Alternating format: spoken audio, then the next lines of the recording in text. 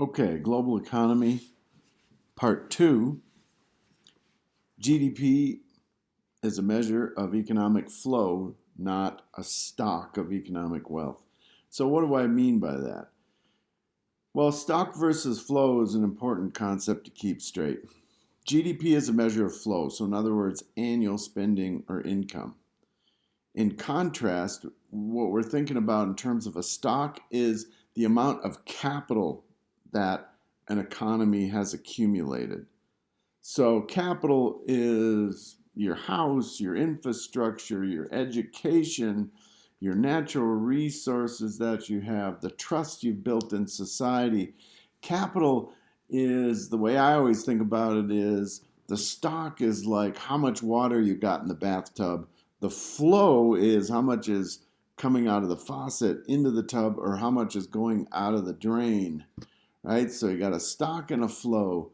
And the way that countries get rich, or the way that you get rich, is to be able to accumulate a stock of capital, which then generates a flow of income of spending each year. So in Wyoming, we have a stock of fossil fuel resources, coal, gas, oil, that we dig up, sell, turn into cash, right? Because we have a severance tax in Wyoming, and when all those resources exit the state, we charge a fee, the severance tax. From that severance tax, we build up a stock of money, a permanent mineral trust fund. From that permanent mineral trust fund, then we reinvest in Wyoming.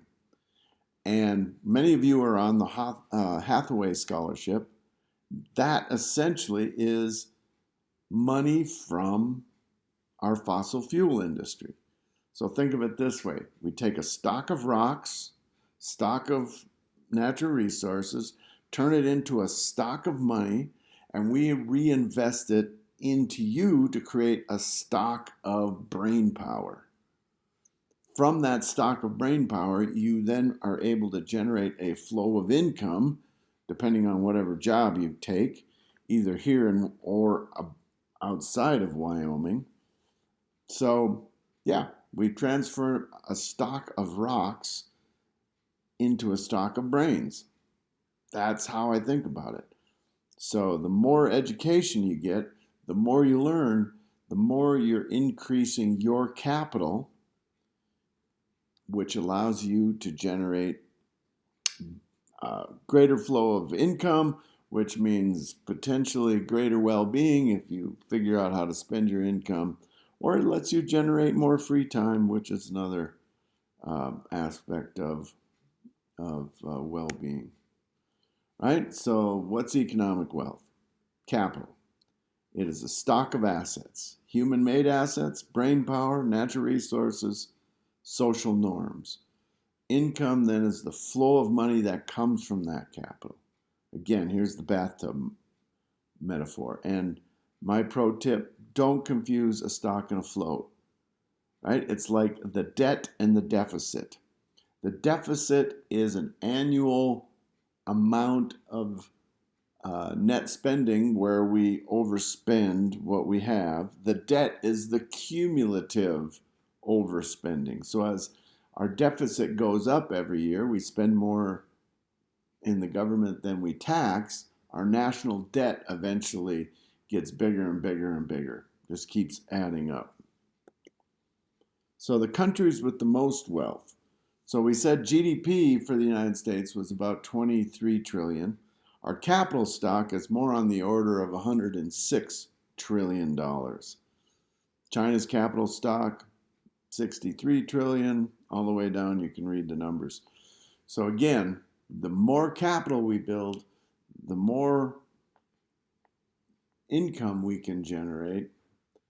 The more income we generate, the more potential for well-being we have, the better potential we have for spending that money on things we like living longer, less childhood mortality, living healthier, finding creative outlets, all the things that make life worth living. Now, the distribution of the world's total wealth, this is 2019. You can see the United States, again, dominates. Asia as a whole has a lot of wealth. Europe as a whole has a lot of wealth.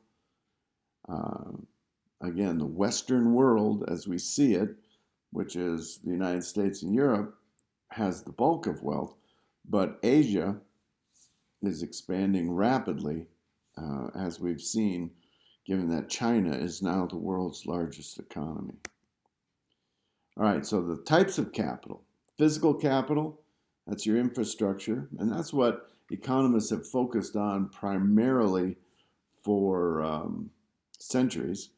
Human capital, this again is just a technical way of talking about your education, your brain power, your ideas, your knowledge.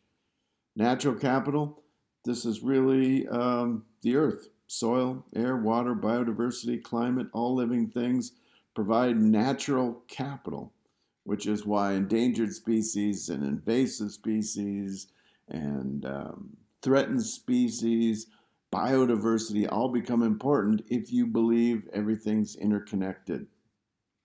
Social capital, then, is the idea of being able to make trades happen, make exchange happen, because a lot of trust exists or no trust exists, depending on who you're trading with. Cooperation, reciprocity, social norms, right? So as you start, we talked about this before, humans versus Neanderthals. If you've got social capital so that you can build trusting relationships across a wider spatial dimension, you've got more trading partners.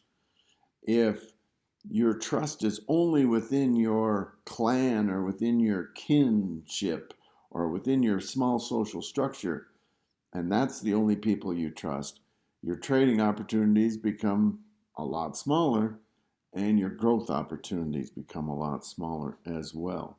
So those are the four types of capital that we're going to talk about. The stock of capital: physical, human, natural, social. Get these down. Understand why they're important.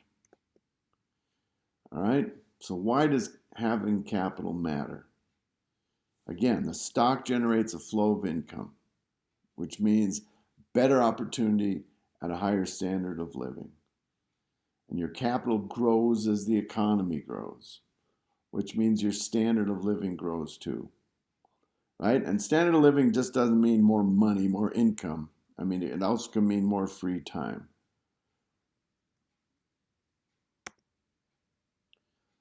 Now, again, wealth is not income. Rather, it's this capital that gives you the ability to generate income.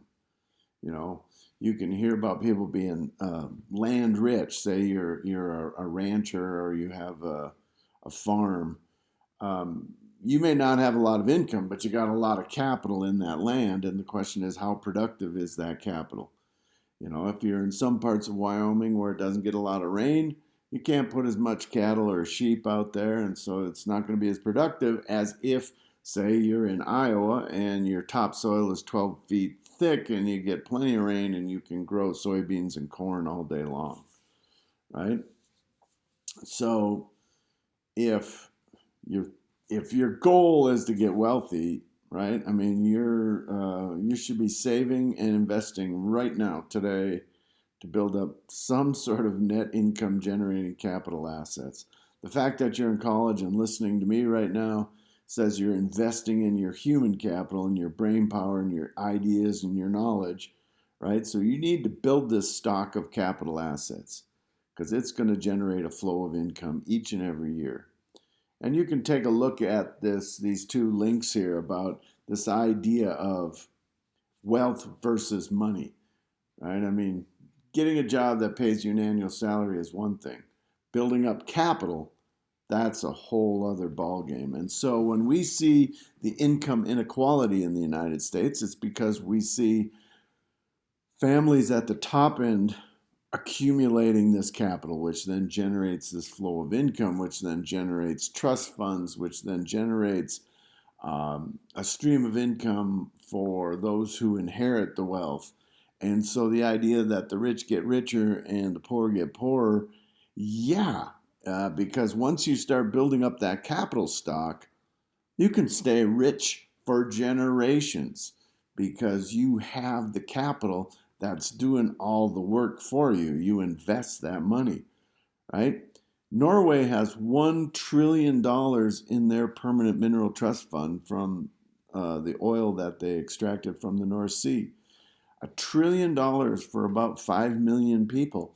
And that $1 trillion in the bank generating a flow of income forever until the banks collapse or until society, until civilization as we know it collapses. The Norwegians have $1 trillion for 5 million people. Here in Wyoming, we have roughly 30 billion in the bank generating a flow of income for 500,000 people, 600,000 people. That's not bad, 30 billion. Alaska has the same thing, nearly $80 billion for under 1 million people up in Alaska.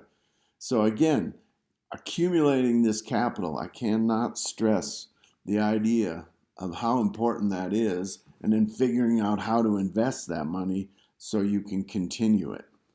Right? It's not just getting a job to get a salary. That's important. What you do with that salary then becomes extremely important.